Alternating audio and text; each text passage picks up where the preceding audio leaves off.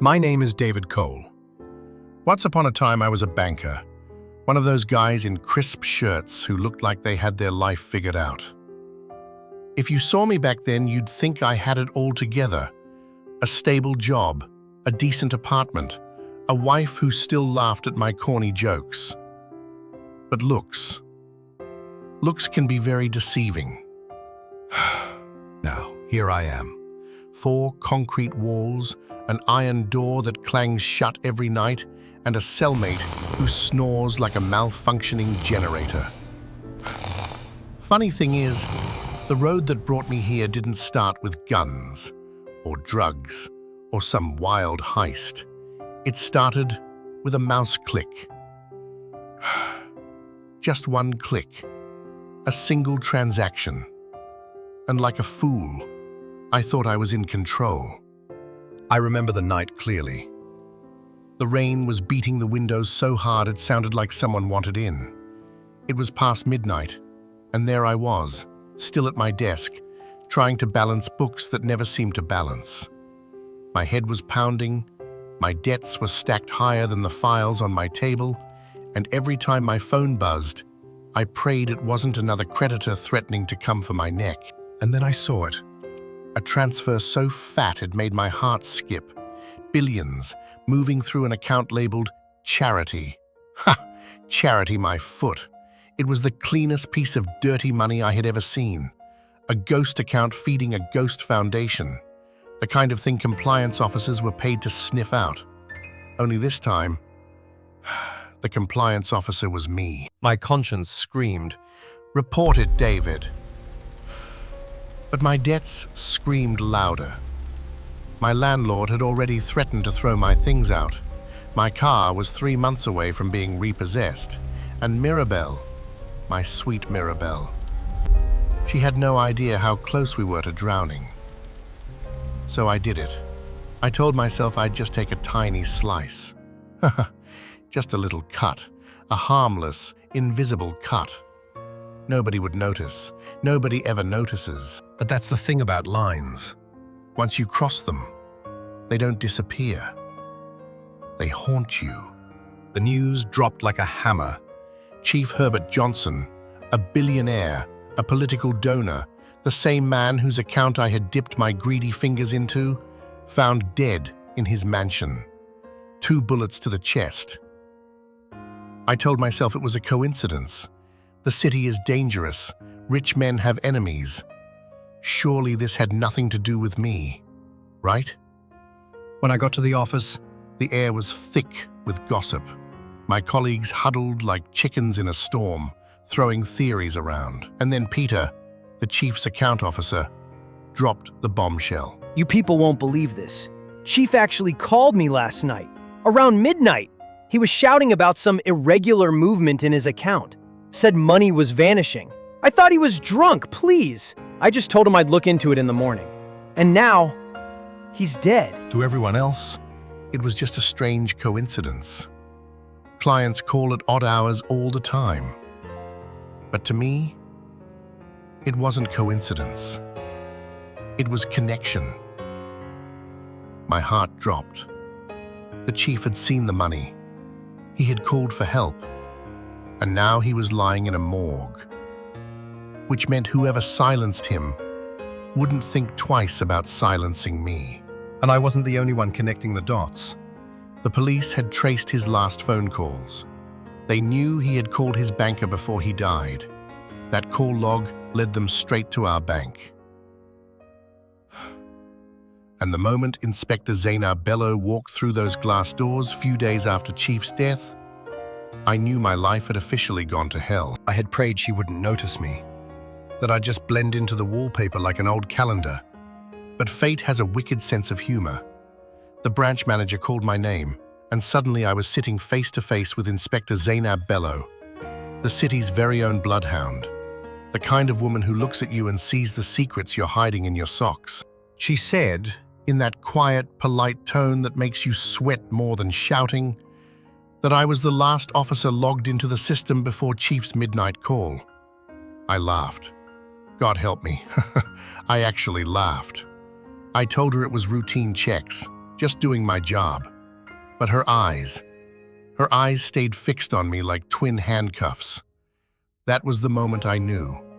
She didn't buy it. Not for a second. The road was too quiet that night. You know those streets where every streetlight is either half dead or completely gone? That was me, driving through patches of light and darkness like a rat running across a kitchen floor. Then I saw it. A pair of headlights in my rearview mirror. Nothing strange at first, until I noticed the car wasn't overtaking me. It wasn't turning. It was just there, sitting on my tail. I pressed the accelerator. The car pressed too. I slowed down. The car slowed down. My chest started pounding like I had a drum set in there. That was when it hit me. Either I was paranoid, or someone was really following me. And if it was the people I thought it was,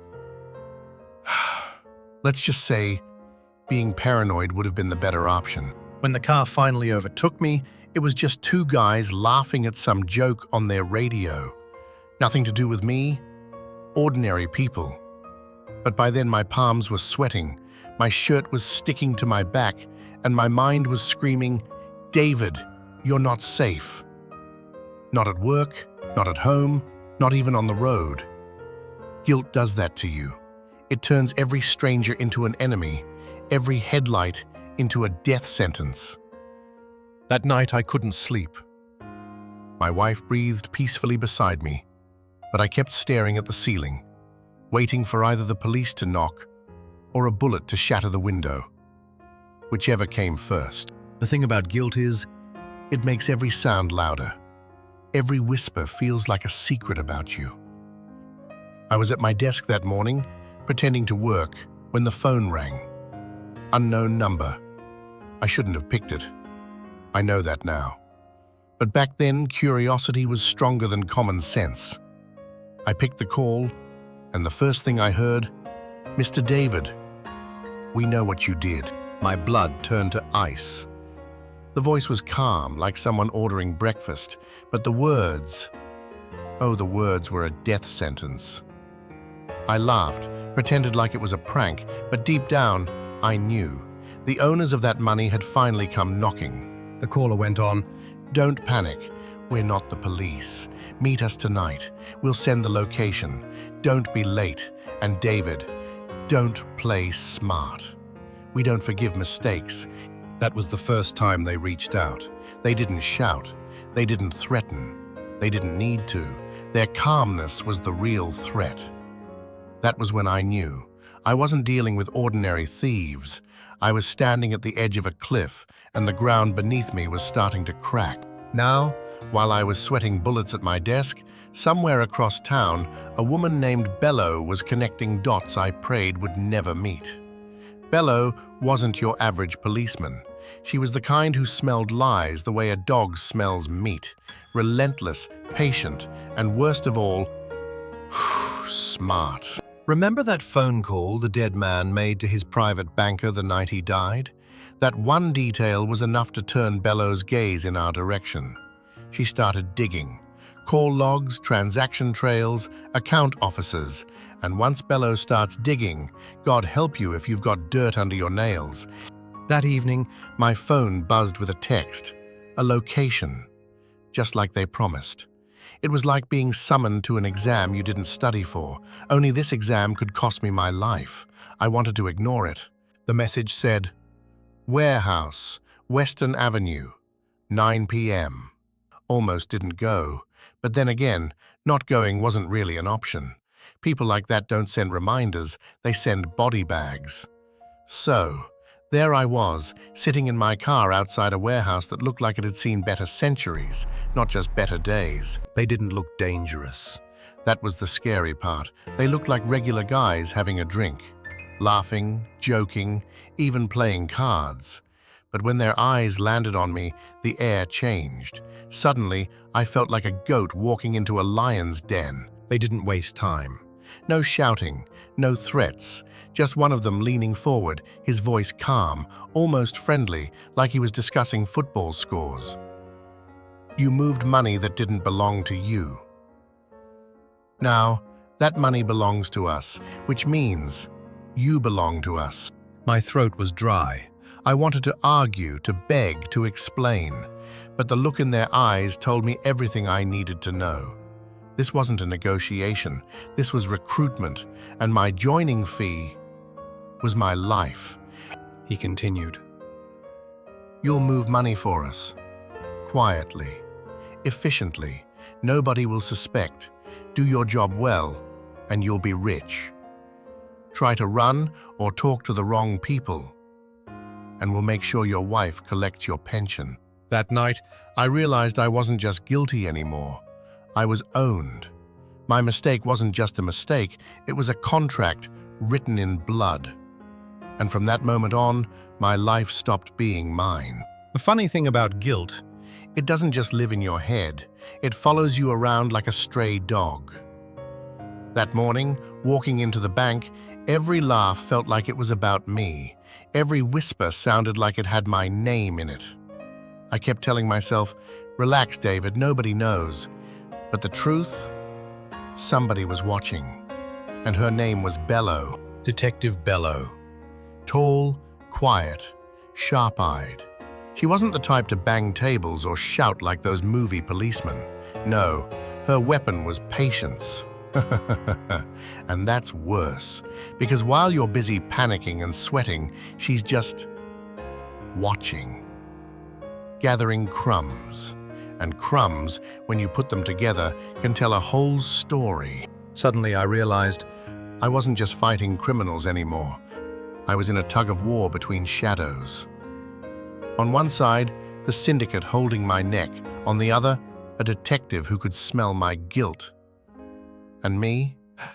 I was right in the middle, choking slowly. the syndicate didn't waste time. Less than 24 hours after our little orientation, they sent me my first assignment. Just a text message, no details, no room for questions. I was supposed to carry out a specific transaction by 11:30 the next morning. Move money. Simple. But in my head, nothing about this was simple. Click. Done. Just like that, money that wasn't mine was gone. Millions.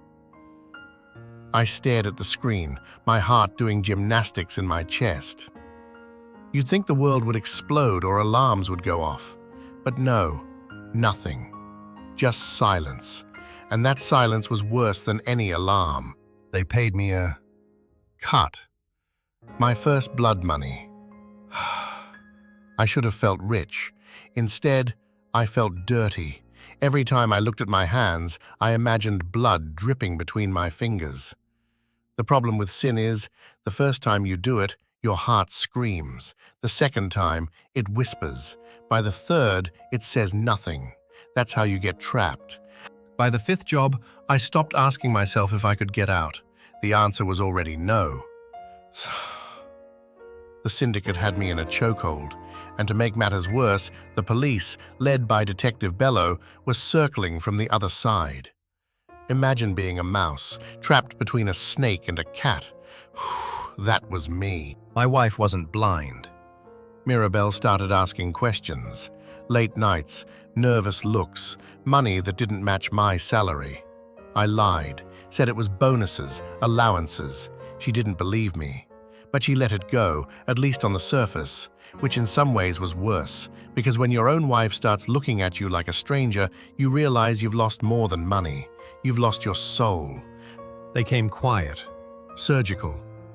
I wasn't dragged out screaming. There was no melodrama, no movie-style shouting. 2 officers took my hands. 1 cuff clicked.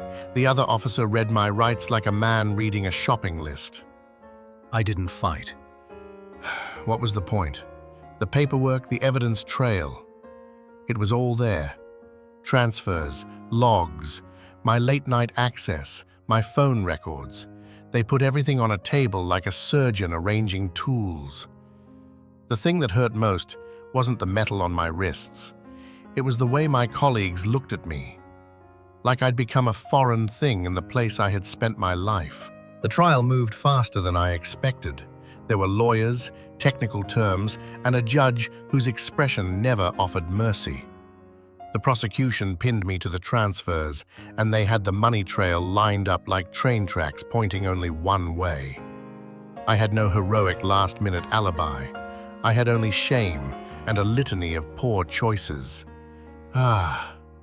In the end, I was convicted under the money laundering statutes and given 10 years. 10 years of calendars and the slow, grinding passage of time. They read the sentence out loud. I heard the numbers twice, hoping they were wrong. They weren't. 10 years. I took it like a man learning to breathe again. Slowly, because you must. 10 years fit the kind of weighty conviction I faced. Serious, but it was not a death sentence. It was time. Time to think, and time to remember the moments that brought me here. You may ask, What about the syndicate? Here's the short answer. They slipped through the cracks that law enforcement couldn't fill fast enough. The syndicate had people who could move faster than a court's calendar and deeper pockets than a single case could pry open. They watched, retreated, and vanished the moment the heat got too close. they didn't collapse. They didn't get their hands chopped off in a dramatic twist. They moved on. They probably found another bank officer, another gullible man with bills and shame. Their power wasn't in one messenger. It was in layers, shell companies, people in suited offices, and others who never left a trail. So, while I'm here counting days, somewhere out there, the same machine is propped up and spinning with a new set of hands. So that is the story. It ends with me counting years off a mental calendar and with a few loose threads left dangling. The men who set me up didn't get their crowns knocked off, and I can't pretend justice was fully served. 10 years will teach you a Certain kind of truth. Freedom is more expensive to buy back than you think, and some debts you just can't count in any currency.